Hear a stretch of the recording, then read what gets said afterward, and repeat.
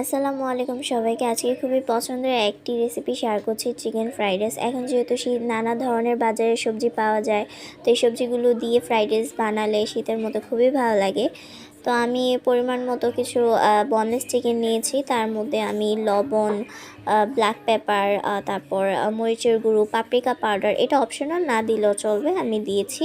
তারপর soya sauce, cornflour, এগুলো দিয়ে কিছুক্ষণ মাখিয়ে আমি গরম তেলের মধ্যে একটু লাল লাল করে ভেজে নিয়েছি। তারপর একটা প্যানের মধ্যে আমি কিছুটা রসুন কুচি দিয়েছি, মরিচ কুচি, তারপর পেঁয়াজ কুচি দিয়ে কিছুক্ষণ ভেজে তারপর লুই বা বটবটি যেটাই বলেন, ওটাকে আমি ছোট ছোট করে কেটেছিলাম, ওইটা আমি দিয়ে আর সাথে গাজর দিয়ে কিছুক্ষণ ভেজে নিয়েছি।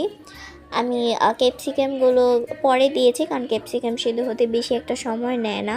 তারপর এটা কিছুক্ষণ ভাজার পরে আমি দুটো ডিমের মধ্যে লবণ আর একটু গোলমরিচ দিয়ে ভালো মতো ফেটে তারপর ডিমগুলো দিয়ে দিয়েছি, ভালো মতো ভেজে তারপর আমি পোলার চালটা আমি 70% সিদ্ধ করে রেখেছিলাম, ওটা দিয়ে সাথে যে মুরগি যে ভেজেছিলাম ওই মুরগি ভাজাটা আর পেঁয়াজ পাতাটা দিয়েছি, লাস্টে লবণ পরিমাণ মতো, ব্ল্যাক পেপার আর সয়া সস দিয়েছি।